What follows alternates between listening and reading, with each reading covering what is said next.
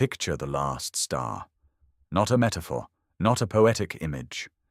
The literal last star, the final point of light in a universe that was once filled with 2 trillion galaxies, each containing hundreds of billions of suns. It is a red dwarf, small, cool, burning its hydrogen with extraordinary patience. It has been burning for longer than you can imagine.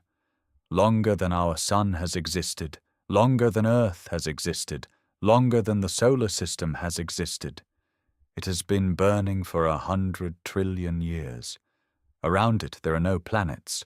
Whatever worlds once orbited it were long ago consumed or flung into the void by gravitational interactions, or simply worn down to cold, dark rock. The universe around it is not dark in the way a room is dark when you turn off the lights. It is dark in a way that has no human analogy. Every other star has burned out. Every galaxy has dispersed. Every civilization that ever existed, every intelligence that ever looked up at a sky full of stars and wondered what lay beyond, is gone. Not recently gone. Gone for so long that the time elapsed since their extinction is greater than the entire current age of the universe by factors too large to write down. The last star burns on, alone, in a universe that has forgotten everything that came before it. And then, after 100 trillion years of solitary burning, it too begins to fade. Its fuel exhausts, its light dims, its warmth fades, and the universe crosses a threshold it will never recross. The last light goes out. What comes after is not darkness. It is something for which human language has no word. A state of the universe so remote from anything we experience, so alien to every intuition we possess, that describing it requires mathematics that makes most people's eyes glaze over and imaginations simply shut down. But it is real. It is where the universe is going. It is the destination that every particle of matter, every quantum of energy, every structure that has ever existed is being carried toward by the relentless, patient, unstoppable arrow of time. Tonight we are going to follow that arrow all the way to the end. Not the comfortable end, not the tidy end, the real end. And I promise you, it is stranger than anything you have imagined. Before we follow the universe to its end, we need to understand where we are right now.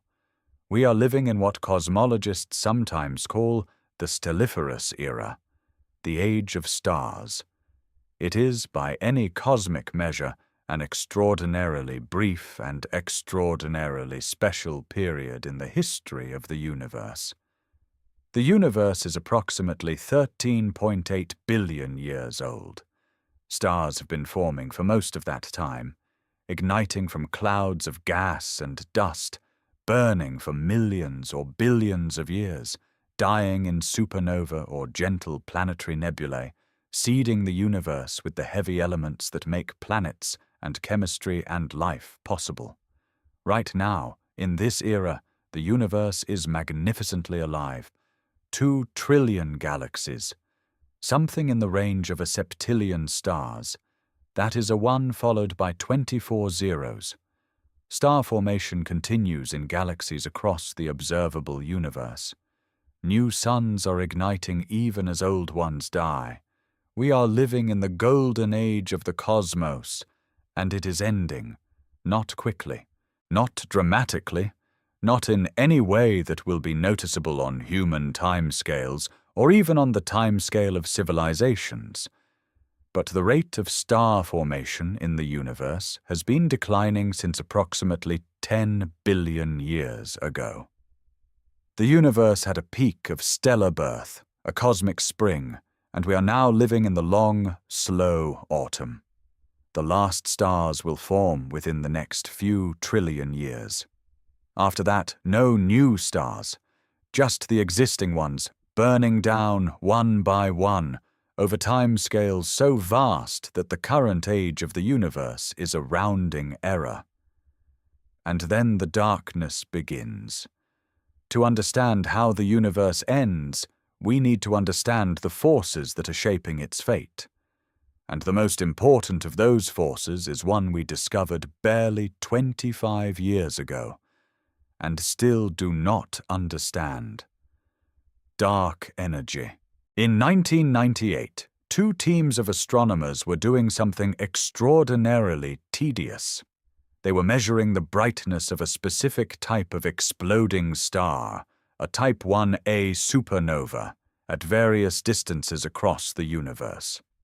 Type 1a supernovae are extraordinarily useful to astronomers because they always explode with approximately the same intrinsic brightness.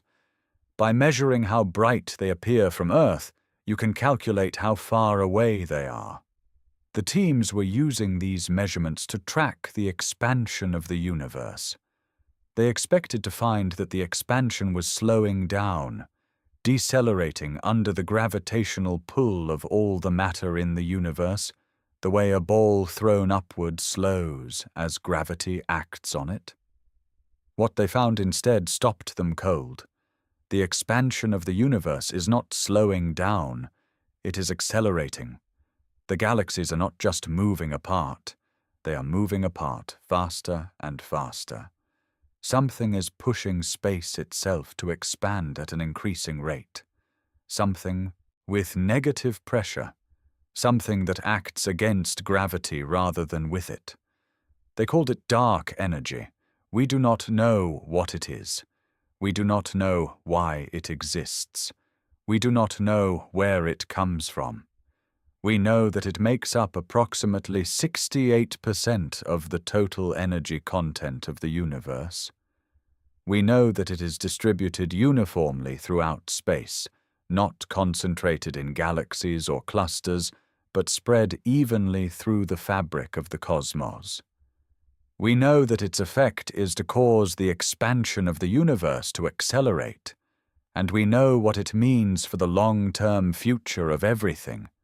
It means that the universe will expand forever, not coast to a stop, not collapse back on itself in a big crunch, not reach some final equilibrium, expand forever, faster and faster, without end. And as it expands, the galaxies will move apart. The distances between them will grow. Eventually, in approximately 150 billion years, every galaxy beyond our local group will have receded so fast that light from them can never reach us again. The observable universe will shrink, not because the universe itself is smaller, but because the expansion of space will be carrying distant galaxies away faster than light can travel to us from them. One by one, the galaxies will disappear beyond the horizon. And eventually, the sky, the magnificent, galaxy-filled sky that gave Hubble and Sagan and Einstein and every astronomer who ever lived there material to work with, will be dark. Just our local group of galaxies merged into a single elliptical galaxy. And beyond it, in every direction, nothing. An empty, expanding void. Forever. Cosmologists have developed a framework for thinking about the deep future of the universe. They divide cosmic history into 5 eras, 5 great epochs, each vastly longer than the one before it. We are living in the second era, and understanding all 5 is the only way to grasp the true scale of what is coming. The first era is the primordial era. This covers the earliest moments of the universe, from the Big Bang to the formation of the first stars, approximately 200 million years after the beginning. This era is already over. It ended before our sun existed, before Earth existed, before any of the stars visible in our night sky were born. The second era is the stelliferous era, the age of stars. This is where we are now. It began with the first stars, and will end when the last star burns out, approximately 100 trillion years from now. 100 trillion years. Our Sun has existed for 4.6 billion years. It will exist for another 5 billion before it exhausts its hydrogen and swells into a red giant. The stelliferous era will last 20,000 times longer than the entire lifespan of our Sun. We are extraordinarily early in cosmic history. The third era is the degenerate era. After the last stars burn out, the universe will be populated by their remnants, white dwarfs, neutron stars, and black holes. These objects will persist for timescales that make the stelliferous era look brief. White dwarfs cool slowly, extraordinarily slowly. The coolest, oldest white dwarfs in the universe right now are approximately 10 billion years old and have cooled to roughly 3,000 degrees, still hot enough to glow faintly. Given enough time, vastly more time than the universe has existed, they will cool to black dwarfs, dark, cold, inert stellar remnants drifting through an increasingly empty universe. The degenerate era ends somewhere around 10 to the power of 40 years from now. 10 to the power of 40. To put that number in perspective, the current age of the universe is approximately 10 to the power of 10 years. The degenerate era lasts 10 billion times longer than the current age of the universe. The fourth era is the black hole era. By the time the degenerate era ends, protons themselves may have decayed, a process predicted by some theories of physics that would cause ordinary matter to eventually dissolve into radiation and lighter particles. If proton decay occurs, the white dwarfs and neutron stars of the degenerate era will slowly evaporate. Only black holes will remain, feeding on whatever matter remains, growing, dominating a universe that has otherwise gone dark and cold. The black hole era ends when the black holes themselves evaporate through Hawking radiation. The largest black holes, the supermassive monsters at the centers of galaxies, will take approximately 10 to the power of 100 years to evaporate. 10 to the power of 100. A Google years, a number so large that if you wrote a zero for every atom in the observable universe, you would not have enough atoms to write it down. And then the fifth era begins, the dark era. The dark era is not an era in the way we normally use the word. It is not a period of change. It is not a period of events. It is not a period during which anything, in the ordinary sense, happens. It is a period of waiting. After the last black hole evaporates, after the last Hawking radiation fades, the universe contains almost nothing. A diffuse, thin sea of photons, neutrinos, electrons, and positrons spread across a space so vast that the distances between particles are incomprehensible. No stars, no planets, no atoms, if proton decay has occurred, no structures of any kind, just particles, drifting, cooling, spreading further and further apart as the universe continues to expand. The temperature of the universe approaches absolute zero, but never quite reaches it. There is always some faint residual warmth, the last thermal glow of a universe that was once extraordinarily hot and active. But it fades, and fades, and fades. There is no end to the dark era. Unlike the previous eras, it does not transition into something else. It does not conclude.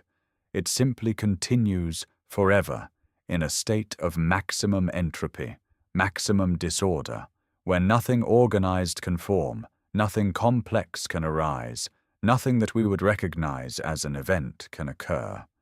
The universe has reached what physicists call heat death, thermodynamic equilibrium. a state in which every region of space is at the same temperature, in which no energy can flow from one place to another because there are no temperature gradients to drive it, in which the arrow of time still points forward but has nothing to mark its passage. No clocks tick because nothing changes. No change occurs because there is no energy available to drive it. The universe is not dead in the dramatic sense. It has not exploded or collapsed or been switched off. It has simply run down, like a clock that has exhausted its spring, like a battery that has fully discharged. It is still there, still expanding, still in a technical sense, existing, but it has nothing left to say. Heat death is the most widely accepted fate of the universe, but it is not the only possibility. The nature of dark energy, that mysterious force accelerating the expansion, is still not understood. We have measured its current strength, we have confirmed that it exists, but we do not know if it is constant or if it changes over time. If dark energy is constant, if it maintains the same strength forever, the universe ends in heat death, the slow, gradual running down we just described. But some models of dark energy suggest that it may grow stronger over time. And if it does, if the force driving the expansion accelerates without limit, the consequences are dramatically, catastrophically different. In approximately 22 billion years from now, not 100 trillion years, not a Google years, but a mere 22 billion years, the expansion of the universe would become so rapid that it would overwhelm every other force. It would overwhelm gravity. Galaxies would be torn apart. Stars would be separated from their siblings.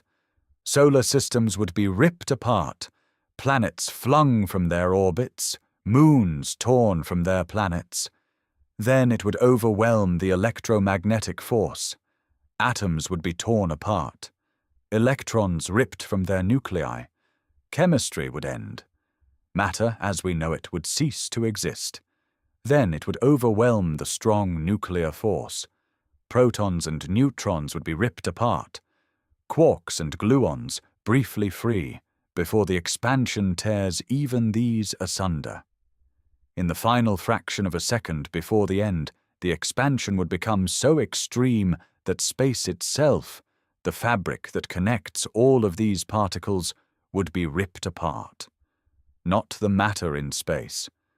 Space itself, the fabric of reality, torn to shreds by a force we do not understand, expanding at a rate that becomes infinite in finite time. Physicists call this the Big Rip, and it would happen, if dark energy strengthens, in a cosmic eye blink. Not 100 trillion years of slow, patient cooling, but 22 billion years of accelerating expansion culminating in the violent, simultaneous destruction of everything. Every galaxy, every star, every planet, every atom, every particle, everything, simultaneously, in an instant. The universe would end not with a whimper, but with something for which we have no word. Not even a bang, a rip, a tearing. The final violent expansion of space beyond any limit. And then, nothing. Not even the dark, expanding void of heat death. Just the absence of the fabric that made space meaningful. Before the discovery of dark energy, before 1998, the most widely discussed fate of the universe was the Big Crunch. In a universe without dark energy, or with dark energy weaker than the gravitational pull of all the matter it contains, the expansion would eventually slow, stop, and reverse. Gravity would win. The universe would begin to contract. Galaxies would rush toward each other. The night sky would brighten as more and more galaxies came within view. Stars would collide and merge. Temperatures would rise as matter compressed. And eventually, in a mirror image of the Big Bang, everything would compress back into a single, unimaginably hot, unimaginably dense point. A final singularity. A big crunch. The discovery of dark energy made the big crunch unlikely.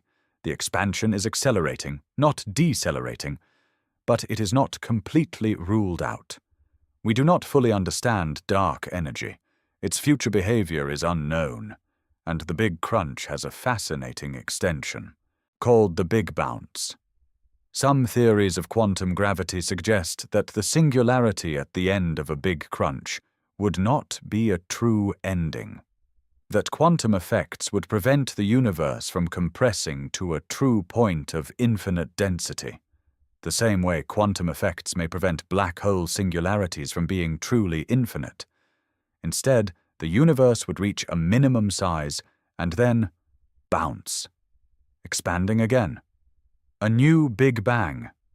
A new universe, born from the collapse of the old one, expanding, cooling, forming stars and galaxies, and possibly life and possibly intelligence over billions of years, until it too collapsed and bounced again. An eternal cycle of expansion and contraction.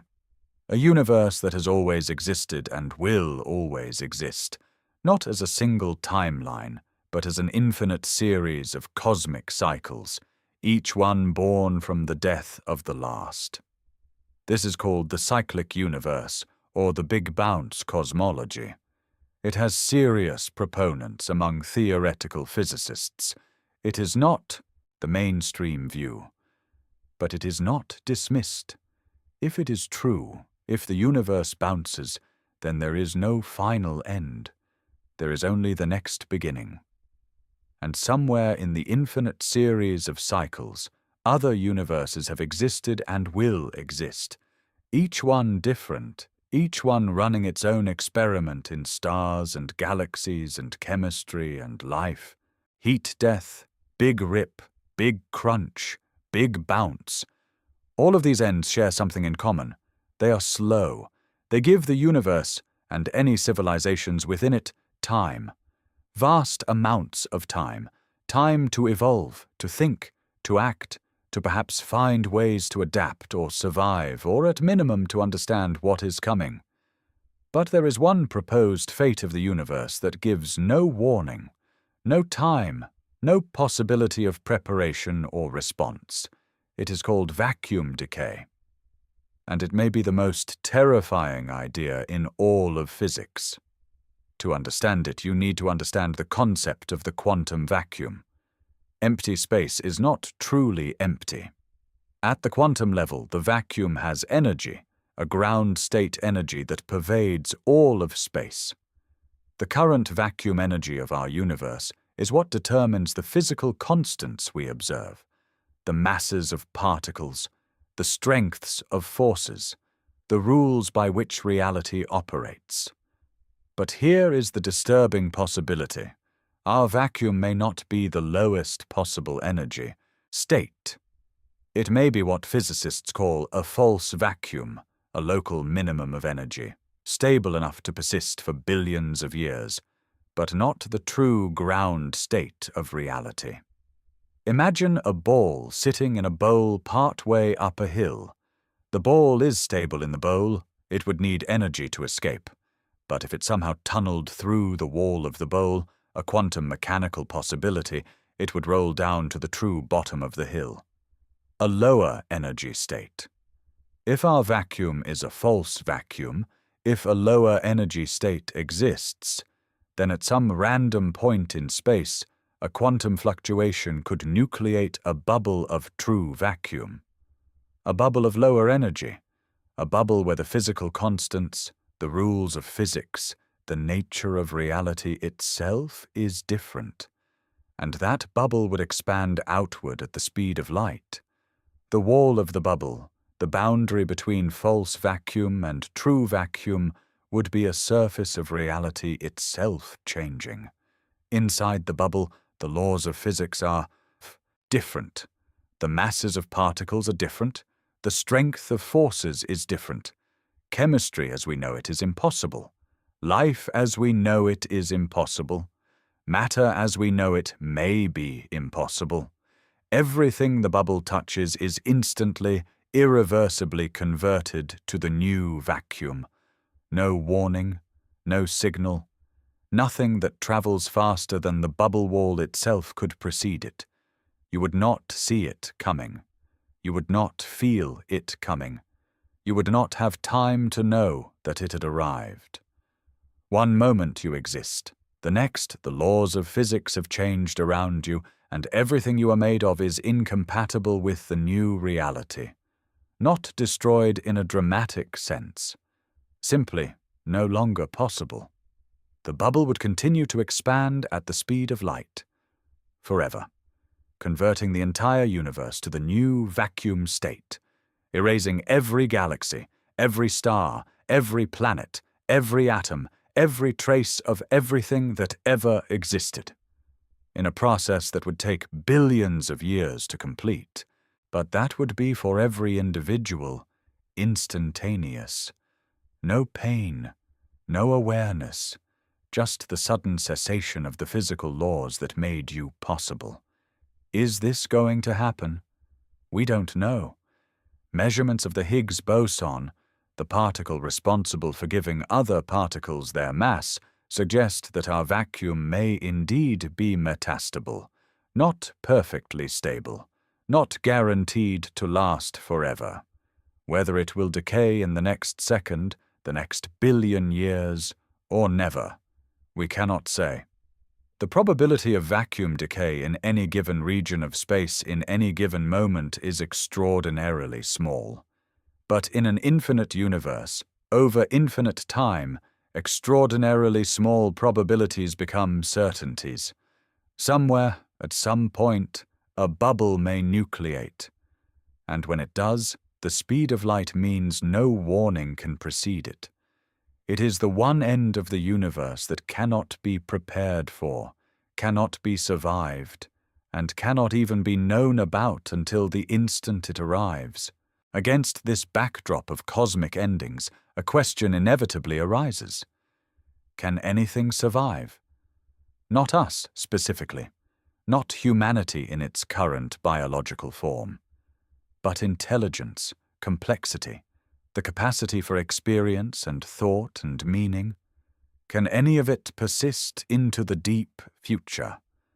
Physicist Freeman Dyson thought seriously about this question in a famous 1979 paper called Time Without End: Physics and Biology in an Open Universe. He argued that in a universe that expands forever and cools gradually, the heat-death scenario, life might be able to survive indefinitely by adapting.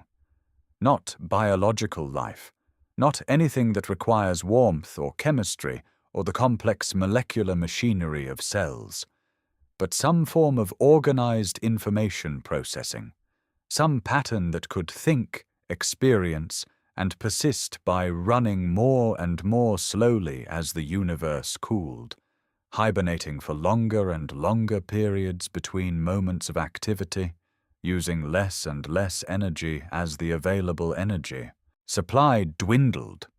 In principle, Dyson argued, such a pattern could persist forever, thinking an infinite number of thoughts, having an infinite number of experiences over an infinite but ever-slowing timeline. It was a beautiful idea. It was later challenged by the discovery of dark energy. If the universe expands exponentially, as dark energy implies, then the temperature of the universe does not simply cool to near absolute zero and stay there. It approaches a fixed minimum temperature determined by the cosmological constant, the energy density of dark energy, and stays there. Not zero, not cold enough for Dyson's life to run arbitrarily slowly and use arbitrarily little energy. A fixed minimum temperature, a cosmic noise floor, below which no organized structure, however patient and slow, can operate without being overwhelmed by thermal fluctuations. In a universe dominated by dark energy, life, Even the most exotic, most adapted, most patient form of intelligence imaginable eventually runs out of room, eventually hits the noise floor, eventually cannot persist against the background warmth of the dark energy vacuum. In a universe with dark energy, the total amount of thought that can ever occur, the total number of experiences that can ever be had, may be finite. Everything that can ever be experienced, ever be thought, ever be known, bounded by a finite number. And we are using up that budget right now. Every thought you have ever had, every experience you have ever felt, every discovery ever made by every scientist who ever lived, all of it drawing down a finite reserve. In the deepest reaches of the dark era, in the unimaginable expanses of time after the last black hole has evaporated and the universe has reached its maximum entropy, something strange may still happen. Rarely, extraordinarily rarely. But in an infinite universe over infinite time, even the extraordinarily rare becomes inevitable.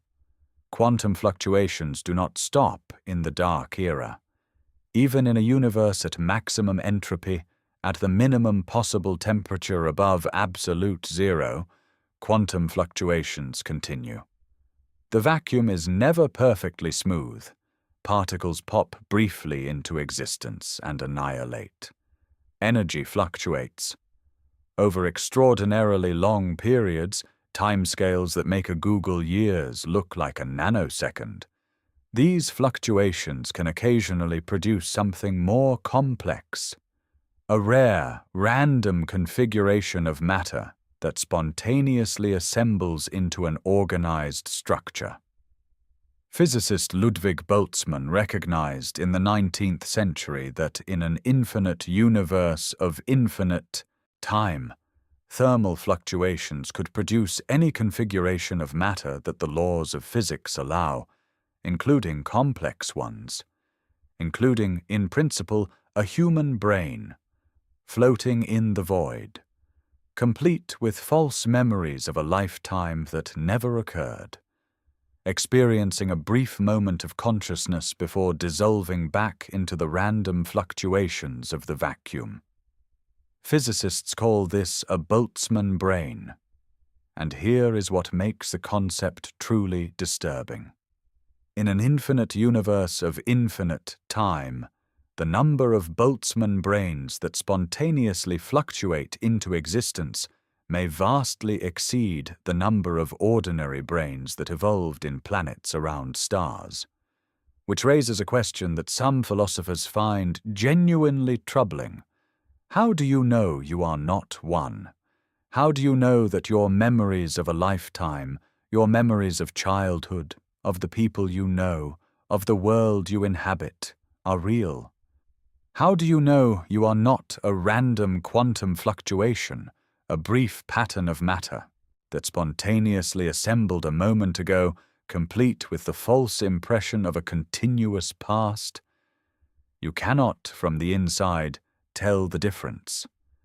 This is not a practical concern for how you live your life, but it is a genuine problem for cosmology, because a theory of the universe that predicts vastly more Boltzmann brains than ordinary observers may be a theory that is predicting something deeply wrong about reality.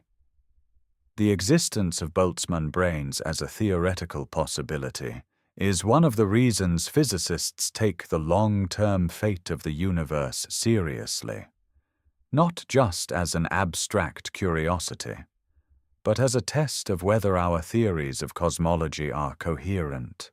Everything we have described, the last star, the dark era, the heat death, the big rip, the vacuum decay, happens on timescales so vast that they are effectively meaningless to any practical consideration of human life. In 100 trillion years, the last star will burn out. We will have been gone for essentially all of that time, Our sun will exhaust its fuel in approximately 5 billion years. Complex life on Earth, if it survives that long, which requires solving problems far more immediate than cosmic endings, has perhaps 1 billion years before the sun's increasing brightness makes the surface uninhabitable. 1 billion years is not forever, but it is a long time.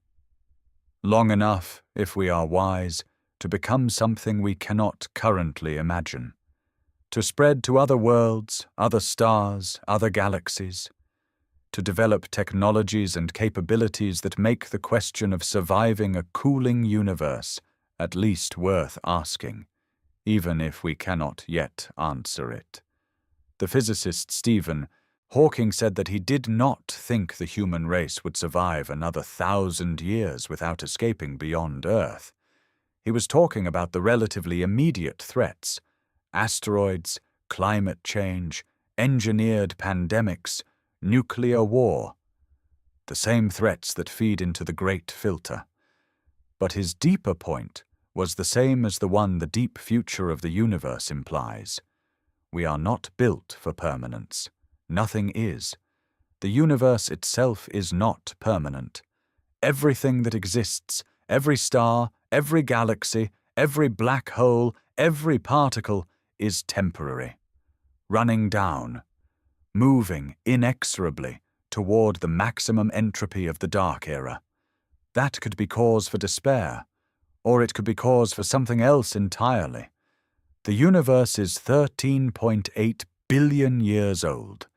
The stelliferous era, the age of stars, the age we live in, will last for 100 trillion years. We are extraordinarily early. The party has barely started. And we are here, right now, in the golden age, in the brief, bright window, when stars are forming and galaxies are alive, and the universe is rich with the structures and chemistry and warmth that make complexity possible. We are not at the end of the story. We are at the beginning. What we do with this beginning, how far we reach, how deep we understand, how wisely we use the extraordinary gift of existing in the only era of cosmic history when the universe is truly alive. That is not a physics question. That is a human question. And it is perhaps the most important one we have ever faced. Go back to that last star, a red dwarf, burning alone, 100 trillion years from now, in a universe that has forgotten everything that came before it. It does not know it is the last. Stars do not know things. It simply burns, fusing hydrogen to helium, releasing light and heat into a void that has nothing left to receive them. And when it dies, when its fuel exhausts and its light fades, the universe does not mourn. The universe does not mark the moment. There is no one left to observe it, no instrument left to record it. The last light simply goes out, and the dark era begins. But here, now, we are not in the dark era. We are in the age of light, the age of stars, the age of galaxies and chemistry and life and thought and music and mathematics, and the extraordinary capacity of matter arranged just so, to look up at the universe it is part of and ask, how does this end? We are the universe asking about itself. We are the cosmos, briefly, become conscious of its own fate. And what the cosmos sees, what we see looking forward across the incomprehensible depths of future time, is strange and vast, and in many ways deeply, profoundly impossible to fully grasp. But it is ours to look at, to think about, to try to understand. The universe will end, slowly or quickly, with a rip or a whimper or the silent equalization of heat death. The last star will burn out. The last black hole will evaporate. The last particle will drift alone in expanding darkness. But not yet. Not for a very, very long time. And in the meantime, The stars are still burning.